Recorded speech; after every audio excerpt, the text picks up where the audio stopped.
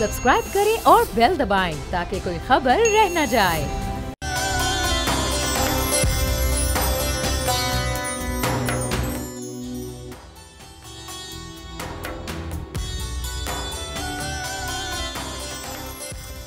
बिस्मिल्लाहिर्रहमानिर्रहीम, अस्सलाम वालेकुम। मैं हूं आपके साथ वरदा शुएब और मेरे साथ हैं तलहा जतोई और आप देख रहे हैं दुनिया बोल है रमज़ान स्पेशल।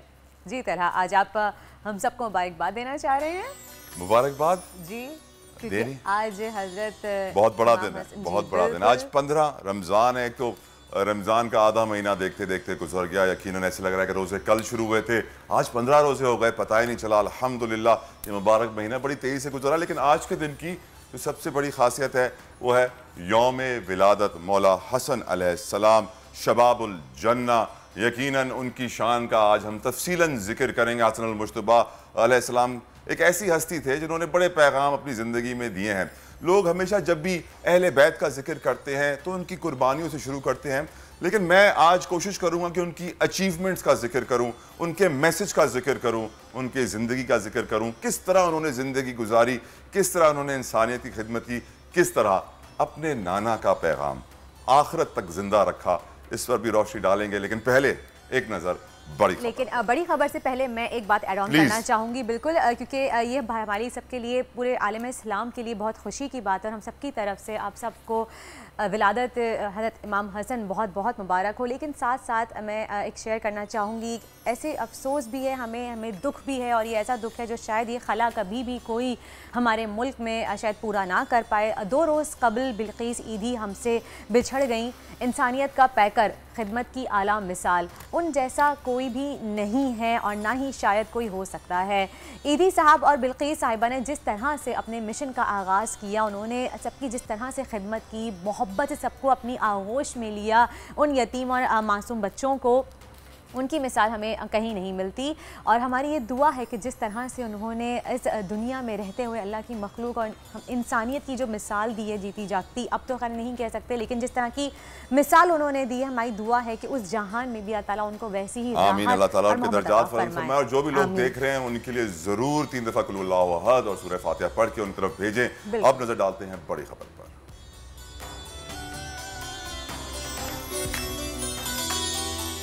एहतजाज, हाथापाई, हंगामा आराई के बाद महाज आराई भी। हमजा शहबाज वजीर आला पंजाब तो बन गए, लेकिन उनसे हलफ कौन लेगा? मामला मुअम्मा बन गया। गवर्नर पंजाब और स्पीकर के इनकार पर मामला सदर को जा सकता है।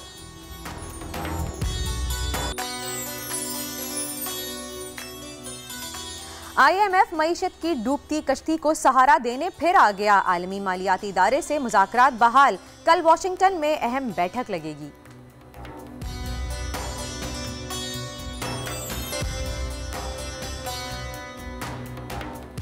मुल्क में जारी हर सू महंगाई का शोर, लेकिन संडे की एक अच्छी खबर यह है कि इदारा शुमारियात की रिपोर्ट के मुताबिक रवा हफ्ते महंगाई की शरह में मामूली कमी। रिकॉर्ड महंगाई की शरह कम होकर 16.44% पर आ गई।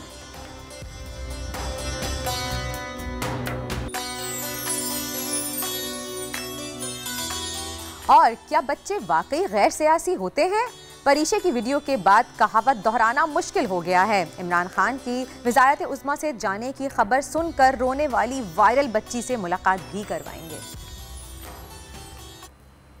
हंगामा, आराई, शोर शराब और मुकदमे के इंदराज के बाद नए वजीर आला पंजाब हमजा शहबाज बन गए हैं, लेकिन मसला एक बहुत बड़ा खड़ा हो गया। मसला ये खड़ा हो गया है कि उनसे ओथ कौन लेगा, हलफ कौन लेगा? स्पीकर गवर्नर राजी नहीं है। अब लग रहा है कि मामला सदर को जाएगा। यकीनन कल का दिन एक बड़ा हिस्टोरिक डे था पाकिस्तान की तारीख में, क्योंकि जो हमने देखा कल वो इससे पहले कभी नहीं देखा था, और उम्मीद भी यही करते हैं कि ऐसा फिर दोबारा ना हो।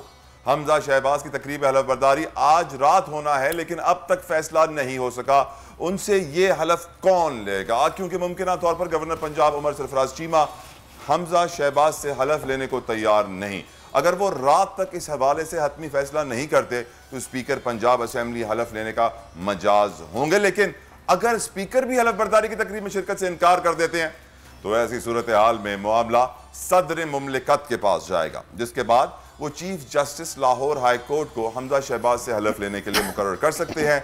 मुख्तसरन पीटीआई अपने मौकिफ में किसी किस्म की भी लचक लाने को तैयार नहीं। वो अब भी अटल है और अपनी राय पर डटे हुए हैं, लेकिन सियासत में ये पीटीआई का ये मौकिफ हालात किस तरफ लेके जा सकता है, क्या होगा, एक बहुत बड़ा क्वेश्चन है।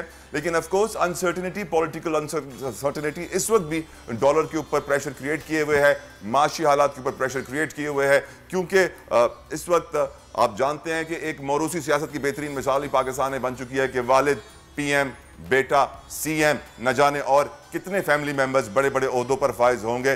गौस मोहम्मद नियाजी नून लीग रहनुमा हमारे साथ मौजूद है। नियाजी साहब, ये बताइए, कल जो पंजाब असेंबली में हंगामा आराई हुई है और अरकान असेंबली इस वाक़े पे जख्मी भी हुए हैं, यकीनन काबिल मजम्मत है। आखिर मामला हुआ क्या था, आपके पास क्या इत्तलात है, किसने ये झगड़ा शुरू करवाया? बिस्मिल्लाहिर्रहमानिर्रहीम। तला साहब, आपको पता है कि कल एक हाई कोर्ट पंजाब के डबल बेंच का फैसला था कि 200 मजारी साहब जो है वो इलेक्शन कराएंगे और तमाम अख्तियारात स्पीकर के उनको तसीस कर दिए गए थे। अब जब मामूल जब इजलास शुरू होने लगा तो जो अपोजिशन पार्टी के लोग थे वो उधर सारे जो खवातीन खास तौर पर लोटे फेंकने शुरू कर दिए और फिर आपने देखा कि फिजिकली डिप्टी स्पीकर साहब को बालों से पकड़ कर कुर्सी से, और जो पंजाब असेंबली की हिस्ट्री में फर्स्ट टाइम हुआ है कि व्हीलचेयर गैरी से लोग छलांगे लगा के फिर आए हैं और फिर उन्होंने जाके डिप्टी स्पीकर को मतलब नुकसान पहुंचाने की कोशिश की है। ये चीज जो है ना नाकाबिल फहम है। और फिर आपने देखा होगा कि स्पीकर परवेज इलाही साहब जो है वो ऐसे थम से निशान बना के तो विक्टी का निशान बना रहे थे और उनको शह दे रहे थे, शाबाश ठीक है। तो ये वो चाहते नहीं थे कि ये इजलास हो।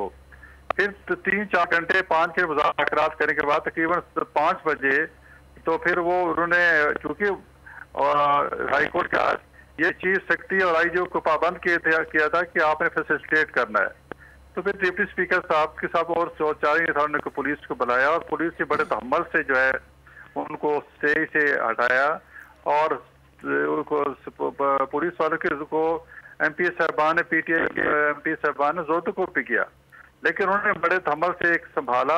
और ये बड़ी बदकिस्मती है कि बड़ी बदकिस्मती, नो डाउट नहीं साहब, बड़ी बदकिस्मती कि हमको ये दिन देखना पड़ा। ये बताइए, हमजा शहबाज वज़ीर आला पंजाब बन चुके हैं, कामयाब हो चुके हैं, आज रात उनको ओथ लेना है, हलफ उठाना है, कौन लेगा उनसे ये हलफ, कुछ मालूम है आपको? देखो, अभी जिस ज़ाहिर है उसमें गवर्नमेंट सबका गवर्नमेंट है रोड तो अटकाएगी, गवर्नर तो उनका है, वैसे तो गवर्नर को हलफ लेना चाहिए। आप देखे उस पर कभी परवेज इलाही साहब कहते हैं कि मैंने नोटिफिकेशन ही भेजना, कुछ कहते हैं, कभी कुछ कहते हैं, लेकिन दुनिया सारे चीज जान चुकी है। कभी कह रहे थे परवेज इलाही साहब कह रहे थे कि जो मेरे जो नोज थे, यानी कि जिन्होंने मेरे करारदाद के मुखालफत वोट देना था, वो दरवाजा ही बंद था। हालांकि मैं उसमें था, कोई आवाज दी गई कि कोई जाना चाहे तो चला जाए, कोई बंदा नहीं था, सारे बाइक काट के चले गए। और मैं तो ये समझता हूँ कि परवेज इलाही साहब के साथ, परवेज इलाही साहब उनके साथ सिंसियर नहीं थे और वो परवेज इलाही के साथ सिंसियर नहीं थे। देखो, अगर हमारी तरफ से पार्टी में ये थी कि अगर वजीर आला जो है वो हमजा शहबाज साहब मुंतखब हो जाते हैं तो फिर हो सकता है कि हम जो अदम एतमाद की तहरीक है परवेज है वो भी वापस ले लेते। देखिए, हमें जिस तरह हमको मसाइल के सामने हम सबको मिल के साथ चलना है और मिल के चलना चाहते हैं, लेकिन जिस तरह की उन्होंने गुंडागर्दी, यानी कि ऐसी गुंडागर्दी तो आने जमाने में बल्दियात में हुआ करती थी, कौंसलर के इलेक्शन में कि झगड़ा हो, बंदे उठा लो, उसको मार दो, ये कर दो। अब ये सोशल मीडिया का दौर है, कैमरे लगे हुए हैं, एक एक चीज नोट हो रही है। तो मुझे तो जो कुछ भी उसकी हम सब मजम्मत करते हैं कि बिल्कुल ऐसा नहीं होना चाहिए था, ये बहुत ही गैर अखलाकी बात थी। लेकिन यारी साहब, ये बताइए, कल इमरान खान ने अपने जलसे में कहा है कि उनके ऊपर अब केसेस किए जाएंगे, केसेस ओपन किए जाएंगे ताकि उनको पॉलिटिकल सिनेरियो से हटा दिया जाए। तो आप बताइए कि वाकई आप लोग ऐसा सोच रहे हैं इमरान खान के ऊपर केसेस करने का, जिसमें हम कह सकते हैं कि फॉरेन फंडिंग का केस है या फिर तोशे खाना का इशू है? आप लोगों को कुछ प्लानिंग है ऐसी?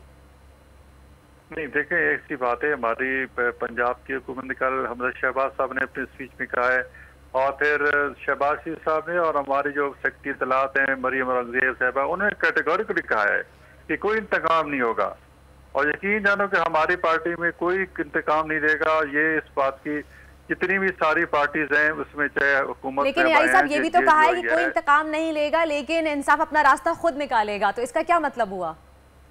नहीं, अगर किसी ने कोई जुर्म किया तो उसको सजा तो मिलनी चाहिए ना। हमारे दौर में तो ये होता था कि हमारे मुल्क में जुर्म बना दिए जाते हैं, 1-2 मिनट लगते हैं, 10-12 जुर्म बना दिए जाते हैं।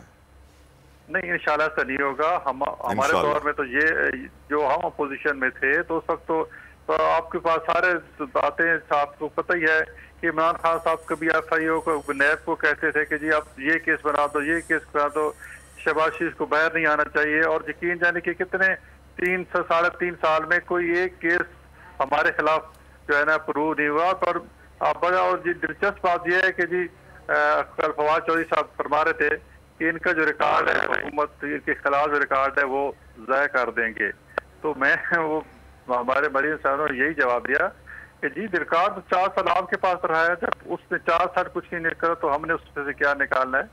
और ये कि इंशाल्लाह हम मुल्क में एक जो है ना अजीब एक मतलब बहुत ही अच्छी और पॉजिटिव सोच लेके चलेंगे और इंशाल्लाह आप देखेंगे कि विद इन मंथ जब जी न्याय साहब ये बताइए, जैसे नैब की आपने बात की, बहुत बड़ी स्टेटमेंट दे रहे हैं, बहुत बड़ी स्टेटमेंट है ये कि हाँ विद इन अ मंथ सूरत हाल बदल जाएगी। लेकिन न्याय साहब ये बताइए, आप लोग नैब की भी बात करें तो आप लोगों का तो कहना है कि नैब खत्म कर देना चाहिए, क्या आपको वाकई लगता है कि इसको खत्म कर देना चाहिए इदारे को? नहीं, नैब खत्म नहीं होगा, नैब के तो हम हक में हैं, लेकिन नैब के ऐसी तब्दीलियां की जाएंगी जिसकी वजह से जो कारोबारी तबका है या जो ब्यूरोक्रेटिक तबका जो काम करने मतलब काम फाइल वर्क भी नहीं करता, कम से कम ये खत्म हो जाए ताकि हमारा कारोबारी तबका जो परेशान है, कोई इन्वेस्टमेंट करने से परेशान है, कोई कारोबारी तबका देखो इन्वेस्टमेंट करने के लिए आसानी हो जाए। जी FPR है, बाकी इदारे जो करें। नैब का इतना खौफ पैदा हो चुका है कि कोई ना कोई पैसा लगाने को तैयार है और ना कोई ब्यूरोक्रेट। अच्छा नियाज़ी साहब, एक बहुत ज़रूरी सवाल, आज लंदन में बड़ा एहतजाज हो रहा है, पाकिस्तानी बहुत सारे एहतजाज कर रहे हैं, कुछ जमाइमा गोल्डस्मिथ के घर के बाहर कर रहे हैं, कुछ नवाज शरीफ के घर के बाहर कर रहे हैं। पाकिस्तानी ये जानना चाहते हैं आपसे कि जो इस वक्त गैर मुल्की पाकिस्तानी जिन्हें हम एक्सपर्ट्स कहते हैं, जो हमारे ज़र मुबादला के ज़खायर सही लेवल पर रखने के लिए रेमिटेंसेस भेजते हैं और मुल्क की मईशत का बड़ा फ़ायदा करते हैं, मुल्क की मईशत चल भी उनकी वजह से रही है काफ़ी हद तक। मेरा आपसे सवाल यह है कि क्या आप उनको वोट देने का हक देंगे या नहीं देंगे, क्योंकि इमरान खान साहब कह रहे हैं कि आप उनसे हक छीनना चाहते हैं? जी बिल्कुल, को वोट देने का हक देंगे, हम इसके हक में हैं कि उनको वोट देने का हक होना चाहिए। लेकिन हम ये कहते हैं कि जब उनको हक देना चाहिए तो उसका उनको फायदा भी हो। हम कहते हैं कि वो खुद जितने भी हमारे तकरीबन 1 करोड़ के करीब हैं या शायद इससे भी थोड़े ज्यादा हैं पाकिस्तानी जो कि वहाँ बैर रोजगार के सिलसिले में मुकीम है, और ये तो डॉक्यूमेंटेड है ना, करोड़ के करीब, इससे भी ज्यादा हैं, तो उनको वोट का हक मिलना चाहिए। लेकिन हम चाहते हैं कि कौमी असम्बली में मखसूस हो जाए और वो अपने ओवरसीज की वहाँ पार्लियामेंट में आके नुमाइंदगी करें कि वहाँ उनको क्या मसाइल दरपेश हैं और हुकूमत पाकिस्तान के लिए क्या कर सकती है। अब मैं अगर सरगोदा या पेशावर में इलेक्शन लड़ रहा हूँ और मुझे एक ओवरसीज पाकिस्तानी वोट दे रहा है, तो मुझे क्या पता है कि उसके क्या मसाइल हैं, ये उसको क्या पता है कि मेरा कंडक्ट इधर किधर है। ये हमारा इख्तलाफ था इमरान खान से। और इंशाल्लाह जो तब्दीली कानून भी इलेक्शन इस्लाहात करेंगे उसमें ये करेंगे कि 10 सीटें मखसूस कर दी जाए ओवरसीज पाकिस्तानी के लिए, और वो 10 पाकिस्तानी जो MNAs की शक्ल में होंगे सारी जो है वो आपस में इलेक्शन करेंगे ऑनलाइन, कि जो 10 बंदे मुंतखब होंगे वो पार्लियामेंट के हिस्से होंगे, वहाँ की नुमाइंदगी करेंगे और कहेंगे कि हमें ये प्रॉब्लम है, हम पाकिस्तान को कैसे हेल्प आउट कर सकते हैं, पाकिस्तानी के मसाइल क्या हैं, और फिर वो इस तरीके से हमारे ख्याल में बेहतर तरीका है उनकी नुमाइंदगी देने का। हमने वो हमारे भाई हैं ज़र मुबादला भेजते हैं, हम बहुत बहुत शुक्रिया। गौस मोहम्मद नियाज़ी साहब हमारे साथ मौजूद थे, नून लीग के रहनुमा उन्होंने दिया, उनमें यह है कि एक महीने में मुल्क के हालात बदल देंगे। यकीनन ये बहुत बड़ी बात उन्होंने कर दी है। कहते हैं कि action speaks louder than words. We hope कि आपके एक्शन भी इतने अच्छे हों जितने आपके अल्फाज हैं, लेकिन इस वक्त तक words are all you have to take my heart away. उम्मीद करता हूं कि एक्शन आएगा, लेकिन साथ साथ जो बातें उन्होंने कही कि हम लोग रिजर्व सीट्स देंगे ओवरसीज पाकिस्तानियों को, उनके मसाइल हल करेंगे। जरूरत इस चीज़ की है कि आइन अगर आप चाहते हैं कि अपना रास्ता बनाए तो पहले आइन के लिए जुडिशल रिफॉर्म्स लेकर आए, 1850 के कवानीन को अपग्रेड करें। कब तक गोरों के बनाए हुए कवानीन पर हम चलेंगे? क्योंकि आज भी हम देखते हैं गोरों को गर्मी लगती थी तो जून जुलाई में अदालतें बंद करके वापस लंदन चले जाते थे। हमारे पाकिस्तानी जज क्यों अदालतें बंद करते हैं जहां 22 लाख केसेस पेंडिंग है, और बड़े केस आते हैं तो रात को अदालत खुल जाती है। वर्दा ये बड़े अफसोस की बात है, लेकिन मुझे इनकी बात समझ में नहीं है। इन्होंने कहा कि 10 ओवरसीज़ पाकिस्तानियों के लिए सीट्स बनाई जाएंगी, लेकिन ओवरऑल इलेक्शन के बारे में उन्होंने क्लियर नहीं किया कि उनको हक होगा कि नहीं होगा। ये सवाल मैं करना चाहती थी, लेकिन फिर कभी हम इंशाअल्लाह करेंगे। सियासी सूरत हाल तो बहुत अजीब सी चल रही है, सिचुएशन बहुत टफ चल रही है, कुछ समझ में नहीं आ रहा है क्या हो रहा है। आपका फेवरेट सेगमेंट है तलहा। आज तो मैं आपके बारे में पूछूंगी कि तलहा के सितारे क्या कहते हैं। मुझे सितारों पे यकीन ही नहीं है, मेरा पूछेगा भी नहीं। मुल्क के बारे में पूछिए आप। मुल्क के बारे में पूछेंगे। बहुत से ऐसे लोग हैं जो जानना चाहते हैं कि आखिर होने क्या वाला है, आगे कुछ तो गाइडेंस मिल जाए, कुछ तो थोड़ा सा हमें रिलीफ मिले कि आखिर होने क्या वाला है। तो इसी बारे में बात करने के लिए हमारे साथ मौजूद है फेमस एस्ट्रोलॉजिस्ट कनान चौधरी। तो उनसे बात करेंगे। जी कनान, ये बताइएगा कि आपको क्या लगता है कि बतौर वजीर आला पंजाब शहबाज शरीफ कामयाब हो सकेंगे कि नहीं? हमजा शहबाज शरीफ पंजाब के वजीर आला के बतौर पे कामयाब हो सकेंगे? बिल्कुल। अभी शहबाज शरीफ ने जो है वो हल्फ लिया है। मेरा ख्याल अभी तक अभी लिया नहीं है, रात को लेंगे। हाँ, रात को लेंगे, तो उस टाइम को भी मैं कैलकुलेट करूंगा। लेकिन उनकी जो डेट ऑफ बर्थ मैंने देखी है अभी करंटली सिनेरियो में, तो मुझे ऐसा लगता है कि अगस्त 21 यानी 21 अगस्त 2022 के बाद उनका सर्वाइवल बहुत मुश्किल हो जाएगा। मैं अगर कहूँ कि उनके लिए ये सीट बचाना बहुत मुश्किल हो जाएगी तो ये गलत नहीं है। वहाँ उनके अगस्त 21 2022 से ऑनवर्ड जो है लीगल इश्यूज भी नज़र आ रहे हैं, बहुत सारी कंट्रोवर्सीज नज़र आ रही हैं। तो मुझे नहीं लगता कि वो इसको कंटिन्यू कर पाएंगे। बाकी जो टेकिंग टाइम होगा मैं उसको भी कैलकुलेट करूंगा डेफिनेटली। चलें, वो तो फिर अभी नहीं कर सकते, वो तो फिर हम बाद में देखेंगे कि क्या सिचुएशन बनती है और टेकिंग टाइम पे। अच्छा, लेकिन आप मुझे बताइए क्या इत्तेहादी मुश्किलात पैदा कर सकते हैं उनके लिए, क्योंकि एक जानिब अलीम ग्रुप है और दूसरी तरफ तरीन ग्रुप है। क्या ये सब इत्तेहादियों को हमजा शहबाज साथ चला सकेंगे एक साथ? बहुत मुश्किलात नज़र आ रही हैं। मैंने लास्ट टाइम भी आपको कैलकुलेशन बताते हुए यही कहा था कि मुझे आने वाले टाइम पीरियड में बहुत मुश्किलात नज़र आ रही हैं और एमरजेंसी टाइप सिचुएशन का मैंने जिक्र किया था। अब भी सेम सिनेरियो मुझे नज़र आ रहा है। आप देखेंगे कि मई में चीज़ें बहुत तेज़ी से चेंज होना शुरू होंगी और अगेंस्ट जाना शुरू होंगी करंट जो सिनेरियो बना हुआ है इसके अगेंस्ट। वहीं पे मई के अंदर हम देखेंगे कि जो फेडरल गवर्नमेंट अभी बन रही है इसमें भी बहुत सारी कंट्रोवर्सीज और प्रॉब्लम्स हमें देखने को मिलेंगी। और यहाँ पे पंजाब में भी डेफिनेटली जो है उखाड़ पिछाड़ का सिलसिला मज़ीद बढ़ता जाएगा। तो ये प्रॉब्लम्स क्रिएट होती जाएंगी day by day. Political situation कोई ज़्यादा अच्छी नज़र नहीं आ रही आने वाले टाइम पीरियड में। अच्छा, ये बताइए, मैं कैलकुलेशन को देखता हूँ। सही। अच्छा, ये बताइए कि आपको क्या लगता है कि आपके सितारों या कैलकुलेशन के हिसाब से क्या लगता है कि हुकूमत टाइम पूरा करेगी, इलेक्शन जल्दी होंगे? मुझे लगता है कि इलेक्शन जो है, मैं लास्ट टाइम भी आपको यही कहा था, अब भी उसी स्टेटमेंट पे कायम हूँ, उसी प्रेडिक्शन पे।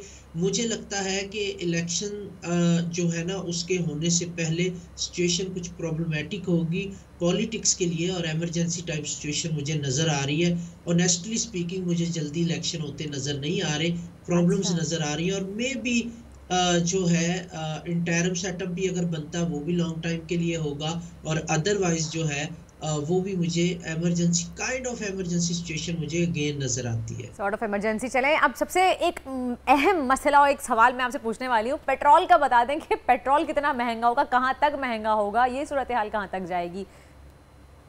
जब 2022 का आगाज हुआ था तो तब मैंने ये प्रेडिक्शन दी थी कि मार्च 2022 में कुछ रिलीफ मिलेगा आवाम को, उसके बाद महंगाई दोबारा से जोर पकड़ेगी। अब हमने देखा कि मार्च तो गुजर चुका है, अभी अप्रैल चल रहा है, तो according to my last prediction अभी महंगाई अच्छी खासी बढ़ने वाली है। हमें नेक्स्ट रिलीफ जो हम एक्सपेक्ट कर सकते हैं वो अगस्त 2022 के बाद है, उससे पहले महंगाई अच्छी खासी बढ़ेगी। अनफॉर्चुनेटली मुझे कैलकुलेशन में यही नज़र आ रहा है। Oh God, thank you so much Kanan, आपने हमें बताया। लेकिन साथ साथ एक अफसोस खबर कह सकती हूँ मैं कि बहुत ही हमारे लिए दोबारा टेंशन होगी के लिए कि अगर महंगाई दोबारा से मज़ीद बढ़ी तो अब कहाँ जाएगी सिचुएशन तलहा, क्योंकि पहले ही सब लोग हुकूमत जो पिछली वाली हुकूमत थी हमारी उससे परेशान थे कि महंगाई महंगाई महंगाई, और अब हुकूमत तब्दील हो गई है और उसके बावजूद भी दोबारा महंगाई महंगाई, तो क्या होगा? अल्लाह रहम करे। ये सितारे, ये सारी दुनिया मेरे रब के कंट्रोल में और रब की इजाज़त के बिना पत्ता हिल नहीं सकता, पर कोई मार नहीं सकता। तो यकीनन जो मुस्तकबिल का हाल है वो सिर्फ मेरा रब जानता है और कोई जानता नहीं। और रब से हम दुआ करते हैं कि हालात बेहतर हो। बढ़ते हैं बोल बस की जानिब। एक वीडियो बड़ी वायरल हुई हुई है आजकल, एक गाड़ी से जुड़ी हुई है, बड़ी मज़ाहिया है और बताया जा रहा है कि बरतानवी शहरी चलती गाड़ी से गिर गया है और वो वीडियो लोग बड़े पसंद कर रहे हैं। ये बड़ी अजीब बात है, गिरते हुए लोगों की वीडियो बड़ी पसंद की जाती है। ये बस गाड़ी चल रही थी, उसने एक्सीलेटर दबाया, जी फोर्स आई और उसने उसको पीछे गिरा दिया। इसके बाद लोग बड़े खुश हुए और बड़े हंसे।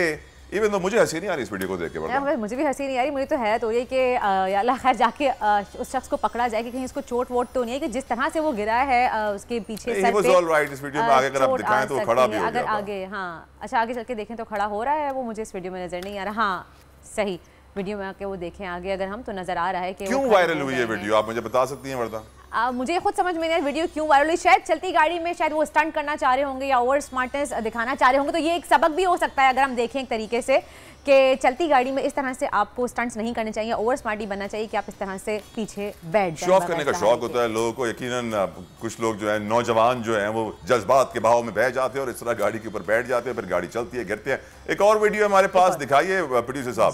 इस वीडियो में कुछ बुलंद बांग इमारतें हैं, विंडो क्लीनर है हमारा भाई, एक बड़ा अच्छा इंसान है जो शीशे साफ कर रहा है, और ये चील आई और उसको पकड़ने की कोशिश कर रही थी। और क्या हुआ? और वो बच गया। वरना चील उसको पकड़ के ले जाती और खा जाती। लेकिन चील उसको लेके कैसे जाती है? उसको जो सेफ्टी मेजर्स ने पूरे पहने हुए हैं अपने, आप देख सकते हैं कि उसके पूरे वायर्स वगैरह बने हुए हैं। दुनिया की चीलें हमारी चीलों से ज्यादा ताकतवर होती हैं वर्दा। ये बाहर की चीलें। अच्छा, ये बड़ा सा अकाब आया है इनके पास। ओके, और चलें जी देखते हैं। वैसे इसमें भी वायरल होने वाली क्या बात थी तला? चील चील या विंडो क्लीनर जो बच गया? नहीं, विंडो क्लीनर की जान खतरे में, चील का हमला, ये वो खबर थी जो हमारे न्यूज वाले बना देंगे और फिर वायरल हो जाएगी। चलिए इस बारे में हम दोनों डिस्कस करते हैं और सोचते हैं। आप जाके लीजिए एक छोटा सा ब्रेक, देखते रहिए दुनिया बोल है रमजान स्पेशल।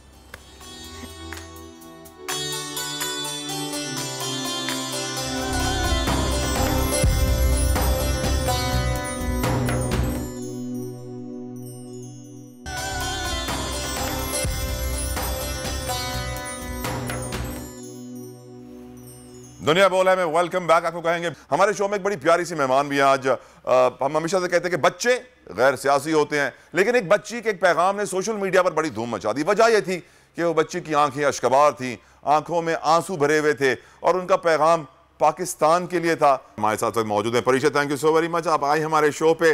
ये मुझे बताइए, आप बड़े होकर क्या बनेंगी, सियासतदान बनेंगी या कुछ और पाकिस्तान का मुस्तकबिल कैसा देख रही हैं और बच्चों को क्या पैगाम देंगी?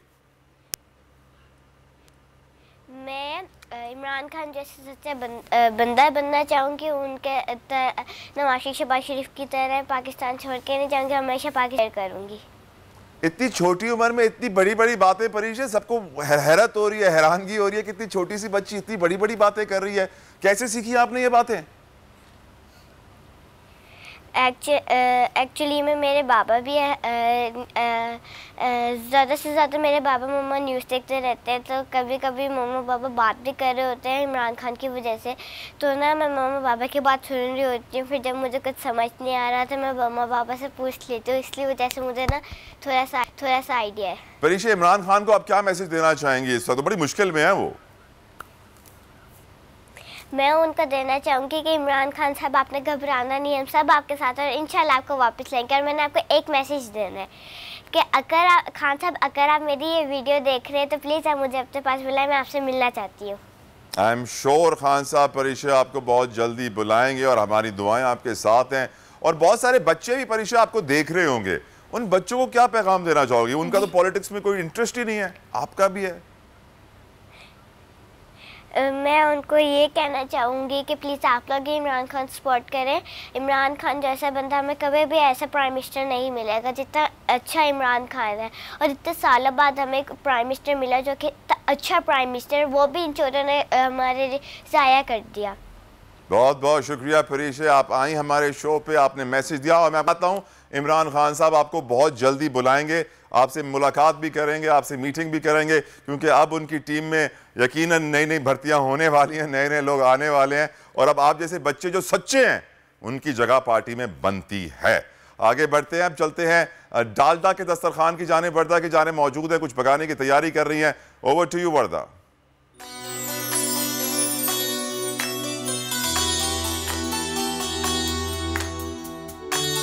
This segment is brought to you by Dalda लाया इस रमजान, ज्यादा बरकत ज्यादा बचत। डालडा।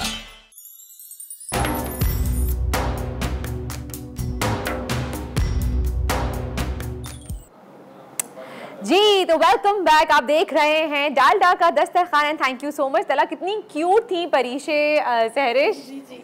और मैंने फरता को पहले ही बोला क्योंकि घर में इतनी तौर पर न्यूज़ बुलेटिन सुने जाते होंगे, तभी जो बच्ची हैं वो उन्होंने अपना एक माइंडसेट बनाया। वो इतना क्यूट है। मुझे एक तो छोटी सी बच्ची और इतनी उनको सेंस के इमरान खान क्यों चले गए, इतनी बड़ी फ़ैन है, तो देख के खैर बहुत प्यार भी आ रहा था। और डेफिनेटली आपने बिल्कुल सही कहा सर, उनका घर का माहौल पूरा पॉलिटिकल माहौल होगा।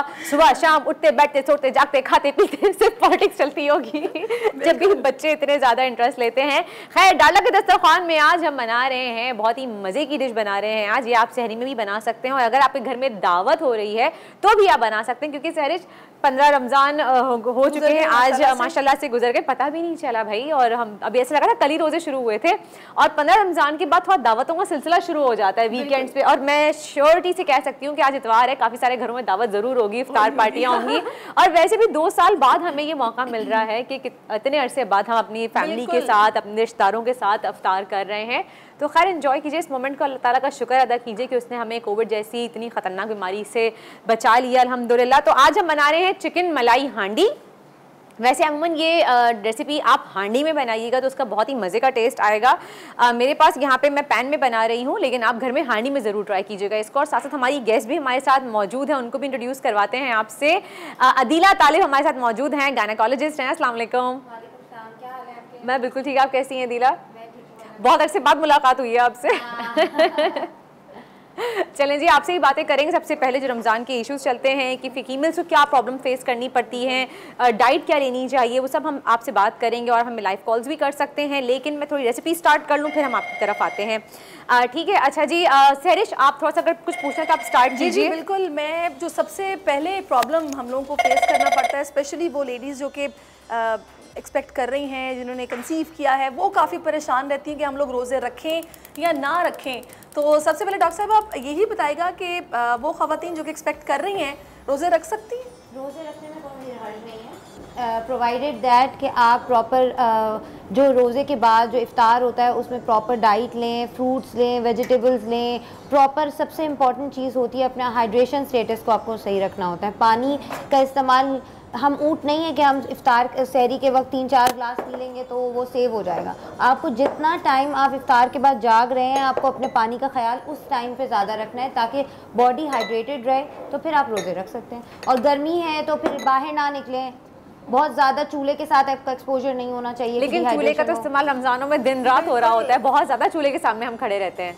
लेकिन फिर इस चीज़ में आपको देखना है कि आपको फिर अपने फैमिली में इतनी मॉडिफिकेशन, मुझे मिक्सिंग बोल दे दीजिएगा प्लीज। आप खाने में ऐसी चीज़ें बनाइए। हम लोग, मैं तो खैर बचपन से सुनती आ रही हूँ कि 8 ग्लासेस ऑफ वाटर इनफ या 2 लीटर्स पानी पीना चाहिए। तो ये वेट के हिसाब से होता है या फिर आपको कम से कम इतना पानी पीना चाहिए? ये आपकी बॉडी वेट के हिसाब से होता है वैसे तो, लेकिन 8 to 12 glass of water are enough अगर आप इतना पानी पीते हो। और इफ्तार के बाद आप हर घंटे में 2-2 ग्लास एटलीस्ट पानी लें ताकि आप तरावी के टाइम पे आप नमाज पढ़ रहे हैं तो उस वक्त एक बॉटल रख लें, थोड़ी देर में उसमें तो एक बॉटल आराम से ख़त्म हो जाती है। अच्छा, अब प्रेगनेंसी में एक प्रॉब्लम और जो कि बहुत सारी ख़वातीन फेस करती हैं, ब्लॉटिंग बहुत होती है, स्टमक में एसिडिटी बहुत फील होती है कि हर वक्त कहती रहती हैं कि जलन हो रही है। इन चीज़ों के लिए फिर क्या करना होगा? एक तो ये कि जो इफ्तार में सबसे ज़्यादा कॉमनेस्ट चीज़ें जो यूज़ होती हैं वो फ्राइड आइटम्स होती हैं, उसको थोड़ा अवॉइड करना चाहिए। वो बहुत ज़्यादा नहीं लेने चाहिए आपको। मतलब ये एक नॉर्म है, हमारा एक ट्रेडिशन है कि हम फ्राइड आइटम्स बनाते हैं, पाकिस्तानी लोग बनाते हैं, वो बनाएं, लेकिन आप एक समोसा खाएं, 4 समोसे ना खाएं। वैसे आपने ये कहा कि हम पाकिस्तानी लोग बनाते हैं, बाकी अगर बाकी जगह चले तो वो लोग बेक्ड आइटम यूज़ करते हैं ज़्यादातर। हम लोग ज़्यादा बनाते हैं, हमारा ट्रेडिशन है। और मतलब मैं तो इंडोर्स करती हूँ कि हमारा बहुत ही अच्छा ट्रेडिशन है, हमारा खाना बहुत अच्छा है, उसमें बहुत वैराइटीज़ है and I love Pakistani food. सही। अच्छा, अब मैं थोड़ा सा आपसे टाइम लूँगी ताकि मैं लोगों को, अपने व्यूवर्स को रेसिपी भी बता सकूँ। हम मलाई हांडी बना रहे हैं, चिकन मलाई हांडी। एक मिक्सिंग बोल में पहले मैं चिकन को मैरिनेट करूँगी। मैंने दही लिया है यहाँ पे 1 कप और साथ ही मैं 100 ml फ्रेश क्रीम ले रही हूँ यहाँ पे। लाइक फ्रेश मीन्स आप टेट्रा वाली आप क्रीम यूज़ कीजिए, पैक वाली। हाफ क्रीम मैं यहाँ ऐड करूँगी। अभी 200 ml का पूरा पैक लिया है मैंने, 100 ml मैंने मैरिनेशन में यूज़ की, बाकी फिर मैं बताऊँगी कैसे करनी है। अच्छा, इसमें अब हम ऐड करेंगे आधा किलो बोनलेस चिकन क्यूब्स मेरे पास यहाँ पे हैं, ये इसमें हम ऐड कर देंगे। और साथ ही इसमें जाएगा लहसुन अदरक का पेस्ट। अच्छा, आपने ध्यान रखना है कि इसका थोड़ा सा मसाला मैं अलग से बनाऊंगी, तो आपने रेशो बैलेंस रखना है कि ज़्यादा ना हो जाए। यहाँ पे मैं यूज़ कर रही हूँ 1/2 टीस्पून और बाकी मैं वहाँ पे यूज़ करूँगी। अच्छा, फिर अब इसमें सीजनिंग करते हैं हम। नमक जाएगा इसमें, हस्बे जायका इसमें नमक ऐड करेंगे हम। कुटी हुई लाल मिर्च जाएगी इसमें 1 टीस्पून। इसमें ज़ीरा पाउडर जाएगा ½ टीस्पून, इसमें मैं ऐड करूँगी। बाकी मसाले में ऐड करूँगी। ½ टीस्पून काली मिर्च मैं मैरिनेशन में ऐड कर रही हूँ, बाकी उसमें ऐड करूँगी। सफ़ेद मिर्च पाउडर जाएगा इसमें ½ टीस्पून। और साथ ही मेरे पास यहाँ पे मोटी वाली बुलेट ग्रीन चिलीज़ हैं 6 से 7। आप छोटी हैं तो वो ले लीजिए, ज़्यादा बड़ी हैं तो 5 से 6 ले लीजिए। बुलेट ग्रीन चिलीज़ इसमें लाजमी जाएंगी क्योंकि बुलेट ग्रीन चिलीज़ में तीखापन कम होता है और खुशबू बहुत अच्छी आती है, तो इसमें खुशबू बहुत अच्छी आएगी। आप देखिए मैंने मोटी मोटी काट के इनको डाला हुआ है, मैंने बारीक बारीक चॉप नहीं किया, मोटा मोटा काटा हुआ है इनको। ठीक है, ये ऐड कर लिया अब इस तरह से। और इसमें मैं थोड़ा सा ऐड करूँगी 4 to 5 table spoon Dalda cooking oil. सही, आप मुझे दे दीजिएगा। डालडा कुकिंग ऑयल हम सब जानते हैं पिछले 80 सालों से हमारी माओं का और हम सबका भरोसा है डालडा कुकिंग ऑयल पे, और 80 साल से डालडा हमें एक बहुत ही मेयारी और बेहतरीन कुकिंग ऑयल प्रोवाइड कर रहा है। और ये देखिए, चलें जी, ये हमने इसमें ऐड कर दिया है और अब इसको हम मैरिनेट कर देंगे। अच्छा, अभी तो हमारे पास टाइम की क्योंकि कमी होती है तो मैं अभी इतनी देर नहीं रख सकती, लेकिन देर के लिए रखना होता है कम से कम भी 40 मिनट्स। और वैसे इसको ओवरनाइट रखने की ज़रूरत नहीं है। इसको ओवरनाइट रखने की ज़रूरत नहीं। जैसे कि अगर मैं अपने घर में बना रही होती हूँ तो मुझे जैसे पता है कि मुझे रात के खाने के लिए बनानी हो, दोपहर में मैं इसको मैरिनेट करके फ्रिज में रख देती हूँ, रात के खाने के लिए बना लेती हूँ। अगर मुझे दोपहर के लिए बनानी तो नाश्ता इस वक्त बना रही होती हूँ, उस वक्त मैरिनेट करके रख दिया और फिर आपने इसको थोड़ी देर बाद बना लिया। नहीं, 1 घंटा 30 मिनट्स बहुत है इसके लिए, इनफ है। आप ये देखिए इस तरह से मैरिनेशन हो गई है। इसमें कोई लाल मिर्च, हल्दी, धनिया ये सब चीज़ें नहीं जाएंगी। बहुत ही कम मसालों से बनती है और बहुत ही मज़े की बनती है ये। ठीक है, अब साथ ही अच्छा मैं साथ डॉक्टर साहब से भी बात सवाल करते रहेंगे। मुझे ये बताइएगा डॉक्टर साहब, अभी जैसा कि मैंने आपसे ये पूछा कि जो ख़वातीन एक्सपेक्ट कर रही होती हैं वो रोज़ा रख सकती है नहीं रख सकती, इसी सारी सिचुएशन में हम ये भी देखते हैं कि वो ख़वातीन जिनको ड्यूरिंग प्रेगनेंसी डायबिटीज़ हो जाती है वो भी काफ़ी परेशान रहती हैं कि ब्लड शुगर लेवल लो ना हो जाए, हम रोज़ा रखें या ना रखें, क्या वो रख सकती हैं? उनमें ये होता है कि देखिए रोज़ा जो होता है उसकी रुख्सत होती है। अगर आपको डायबिटीज़ है तो आप सबसे इम्पॉर्टेंट होता है उसमें टाइम पे खाना। अगर आप टाइम पे खाना नहीं खाओगे तो आपकी शुगर्स कभी भी सही नहीं होंगी। तो उसके लिए ये होता है कि हर 3 घंटे में अगर आपको खाना खाना है तो फिर रोज़े आपको अवॉइड करना पड़ता है समटाइम्स। सही, अगर आपकी शुगर कंट्रोल नहीं है, हाँ अगर आपकी शुगर रोज़े के साथ कंट्रोल रह रही है, हर चीज़ सही है तो फिर ठीक है। ये रोज़ा रख के पता चलेगा, ये रोज़ा रख के ही पता चलेगा। आप मॉनिटर करोगे, शुगर लेवल्स को मॉनिटर करोगे कि कितनी शुगर्स आ रही है। लेकिन अगर शुगर्स आपकी ठीक नहीं आ रही और समटाइम्स आपको मेडिसिन जो होती है वो 3 डे लेनी होती है। जैसे अगर हम मेटफॉर्मिन देते हैं प्रेगनेंसी में या हम इंसुलिन देते हैं, वो समटाइम्स 3 टाइम्स अ डे। अगर इंसुलिन पे पेशेंट है तो वो तो बहुत ही मुश्किल है कि रोज़ा रख सके, क्योंकि उसको अगर मैं लंच पे इंसुलिन लगानी है तो वो कैसे लगाएगा अगर वो कुछ खाएगा नहीं तो वो इंसुलिन तो नहीं लगा सकता। तो अगर ऐसा पेशेंट जो इंसुलिन पे, वो तो रोज़े रखना उसके लिए बहुत ही मुश्किल है। सही, बहुत मुश्किल है रोज़ा रखना। बिल्कुल। और इसमें आप रोज़ा रखेंगे तो आपको पता चलेगा कि आप रोज़ा रख सकते हैं नहीं रख सकते। वर्दा ने जनाब कुकिंग ऑयल में यहाँ पर अनियन डालनी है, उसको फ्राई कर रही है, और एक तरफ उन्होंने कुकिंग ऑयल में जो मैरिनेशन का स्टफ था वो भी डाल लिया। चिकनी मैंने चढ़ा दी क्योंकि जैसे जैसे यहाँ पे गलना शुरू हो जाएगी, मैंने जैसे पहले भी कहा था हमारे पास टाइम की कमी होती है तो हम कोशिश करते हैं कि जल्दी जल्दी आपको बना के सिखा दें। अच्छा, मैरिनेट करने के बाद आपने क्या करना है, ये आपने हांडी यूज़ करनी है क्योंकि हम मलाई हांडी बना रहे हैं। हांडी में आपने थोड़ा सा मक्खन और थोड़ा सा डालडा कुकिंग ऑयल ऐड किया। वैसे ऑलरेडी हमने इसमें मैरिनेशन में ऑयल ऐड किया था तो आपको एक्स्ट्रा ऐड करने की ज़रूरत नहीं है बहुत ज़्यादा। बस ये देखिए इस तरह से हमने इसको पकने के लिए छोड़ दिया। चिकन भी पानी छोड़ेगा, दही भी पानी छोड़ेगा, तो ये ऑटोमेटिकली गलना शुरू हो जाएगी चिकन हमारी। और साथ ही दूसरा मैं चम्मच ले लेती हूँ यहाँ पे। और दूसरी साइड पे मैंने आपने देखा एक फ्राइंग पैन में मैंने एक बारीक चॉप्ड प्याज ऐड की है। यहाँ पे आप यहाँ पे एक मीडियम साइज़, लाइक बहुत छोटी नहीं, दरमियानी साइज़ की प्याज आप लार्ज ले लीजिए, उसका आप पेस्ट इस्तेमाल कर सकते हैं तो वो बहुत ज़्यादा कन्वीनियंट हो जाएगा आप लोगों के लिए, क्योंकि यहाँ पे मैं सिर्फ प्याज को ट्रांसलूसेंट कर रही हूँ तो बहुत से ख़वातीन घरों में नहीं समझ पाती, प्याज जल जाती है, तो आप पेस्ट यूज़ कीजिए, वो बहुत बेस्ट है आपके लिए। ठीक है, देखिए इस तरह से प्याज हल्की सी ट्रांसलूसेंट हो गई है। अब मैं इसमें बाकी के जो हमारे मसाले थे वो मैं ऐड करूँगी जो मैंने बचा लिए थे। जैसे मैंने आपसे कहा था कि मैंने ½ टीस्पून उसमें ऐड किया, बाकी मैं यहाँ ऐड करूँगी। अगेन ½ टीस्पून सफ़ेद मिर्च, ज़ीरा पाउडर ½ टीस्पून, कुटी हुई लाल मिर्च मैंने उसमें भी ऐड की थी। और अच्छा, मिर्चें में बैलेंस देके चेक कीजिएगा क्योंकि हमने इसमें हरी मिर्चें भी डाली हैं तो ये ना हो कि बहुत ज़्यादा मिर्चें तेज़ हो जाएं। ठीक है, इसको हम अच्छे से भून लेते हैं मसाले को। तो साथ ही इसमें मैं ऐड करूँगी काली मिर्च, इसमें आपने लहसुन अदरक का पेस्ट डाला है और कुटी मिर्च डाली है।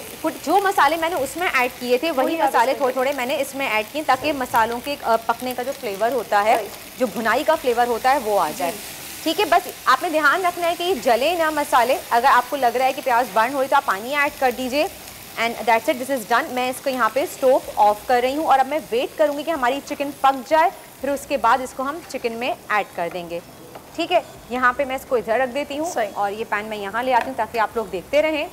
ये देखिए, अच्छा ये मलाई हांडी है, दही और ऑलरेडी बहुत हेल्प करता है चिकन को सॉफ्ट और टेंडर करने में, तो बहुत जल्दी ये कुक हो जाएगी। और अगर हम फौरी भी इसको मैरिनेट करने के लिए पकाते हैं तो कोई खास मतलब टेस्ट में फर्क नहीं, कोई इतना खास नहीं, लेकिन हाँ बस ये है कि जब हम मैरिनेशन करते हैं चिकन की या मीट हो गया जो भी है, तो उसके अंदर तक जो है अब्जॉर्ब कर लेता है मसाले मीट चिकन जो है, तो उसका एक फ्लेवर डेफिनेटली आपको एक अच्छा बहुत मज़े का फ्लेवर लगेगा। हाँ, अगर किसी को इम्प्रेस करना है अपनी फैमिली में तो फिर आप मैरिनेट करके ज़रूर पकाएं। अच्छा चलिए, डॉक्टर साहब भी हमारे साथ हैं। डॉक्टर साहब, वो ख़वातीन जो कि एक्सपेक्ट करना चाह रही हैं, कंसीव करना चाहती हैं, लेकिन कंसेप्शन में उनको कुछ टाइम लग रहा है, परेशान हैं, उनके लिए आप क्या सजेस्ट करेंगी? उनका जो रूटीन लाइफ है वो किस तरह का होना चाहिए? उनका डाइट प्लान किस तरह का होना चाहिए?